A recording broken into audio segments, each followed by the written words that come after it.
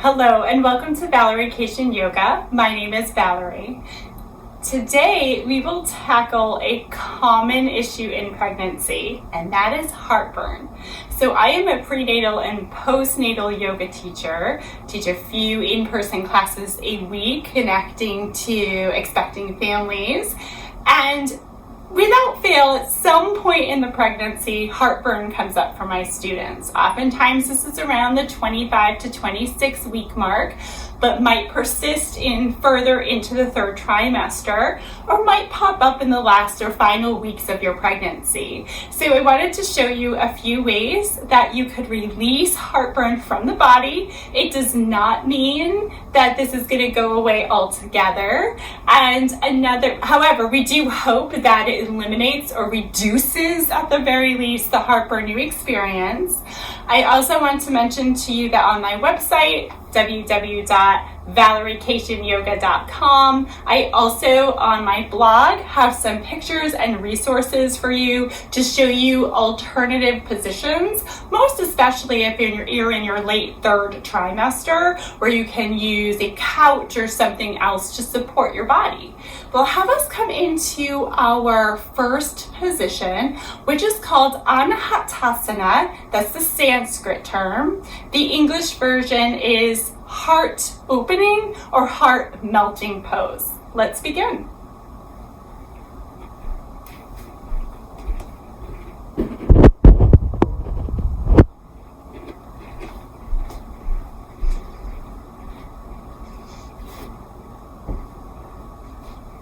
So we start on the hands and knees in heart melting pose, walking the hands forward so the wrists are underneath the shoulders, and walking the knees out so the knees are underneath the hips.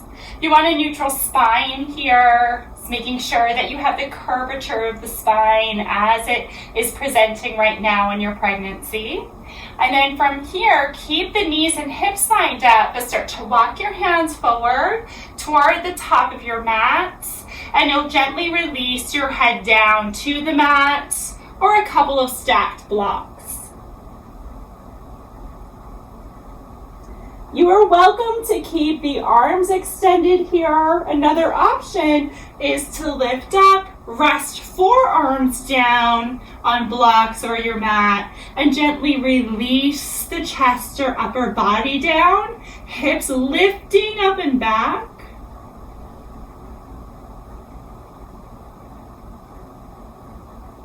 And here you'll take some soft breath in and out of the nose. Checking into how things feel for you and creating space around the heart, space around the esophagus, space around the collarbones.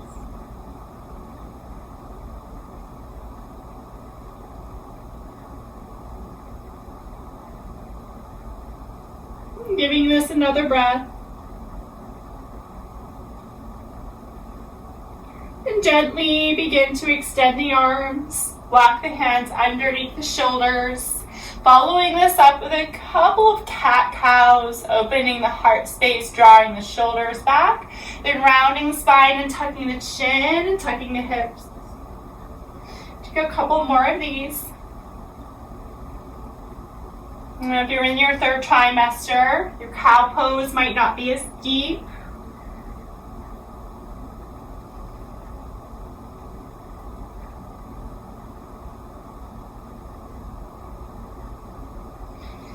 Follow this up with a lunge, so walking your hands over to the left to step your right foot outside the hands. You could use some blocks under your hands as well. You'll lift on up from here.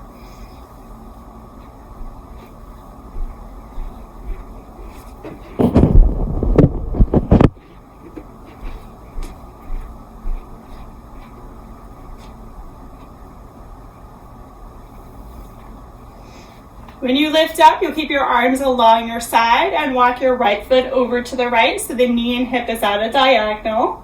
The extra benefit of this is getting a nice stretch in the inseam of the leg. And then from here, you take that right arm, bring it to the inside of the right leg.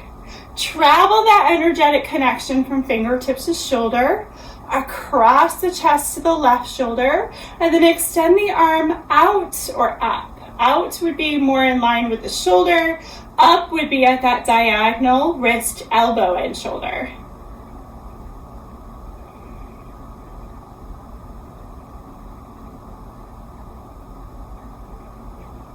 One more breath. Gently begin to find your way back to center. Walk your foot to center, and then reach the arms forward and up. Letting the hips shift forward and allowing for the ribs to expand and open outward. We're creating space in the body here through the movements that we're taking. Come back to center. Hands can come back down directly on the mat or on your blocks, and you're stepping your right foot back. We'll take this on the other side, walking hands on over to the right, so the left foot can step forward. Lift up and keep the arms relaxed down, and then begin to walk that left foot over toward the left. Opening out here, and as you can see, my knee and ankle is mostly in line when I'm here, but my chest is facing the front section of the mat. You're going to take your left arm toward the inseam of that leg, give it a little press back with the leg, and then reach that arm out. Fingertips reaching, gaze could look forward or up. Concentrating on the length around the two shoulders and the open space around the chest.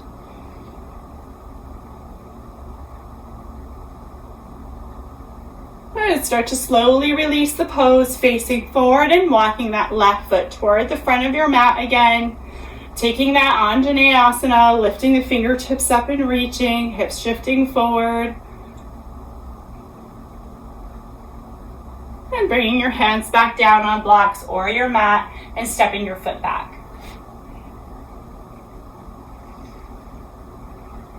The next pose is a restorative pose, and you'll want to have a bolster available for that and 2 blocks.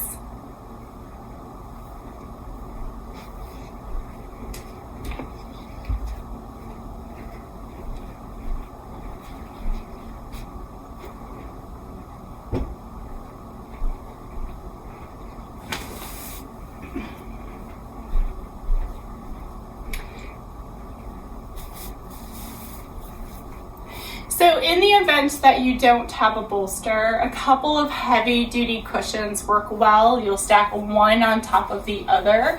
Just being careful because we're creating a ramp. So you might actually take those 2 cushions and wrap them around with a couple of blankets or tie them together with a yoga strap to create a type of bolster. Another option could be a couple of heavier duty towels or studio blankets that can help. Let's set up the space. You can have 1 block at the tallest, 1 block along the line of that, creating this kind of curve here.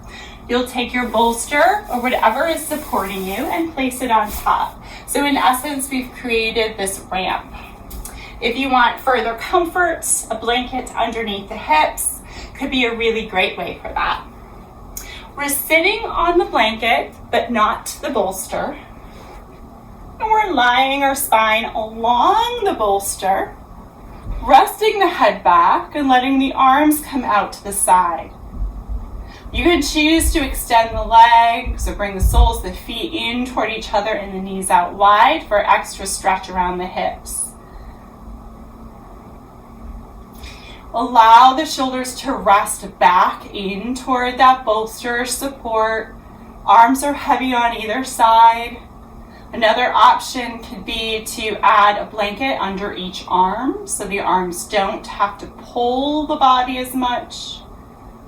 You're allowing for your shoulders to relax back side to side.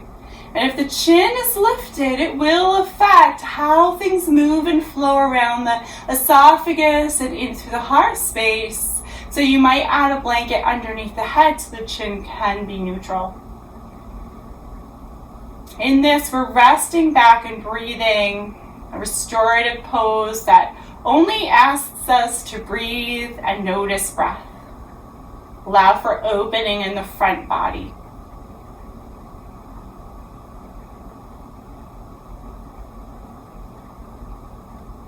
You can stay here even upwards of 10 minutes if you'd like to here. And some students choose to sleep like this at some point in the evening, simply because being flat on the back or the side is just not possible.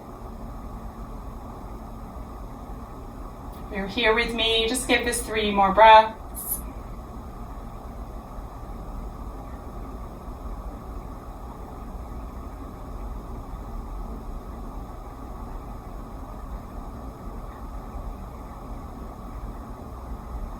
You're ready to come out of the pose. It can be helpful to have the knees bent so we don't pull at the low back. The feet could be wider if that is what's needed in your stage of pregnancy. And then from here, you could shift directly up. Some students, especially if you're after 35 weeks of pregnancy, might come over to one side and press on up, honoring the expansion of the belly. It's helpful to take these poses and then sit for a moment to feel the effects and just notice if that helps with breath, if that helps relieve any congestion in the front of the chest, and hopefully relieve the heartburn itself. Thank you so much for joining me. Have a good one. Let me know how it goes.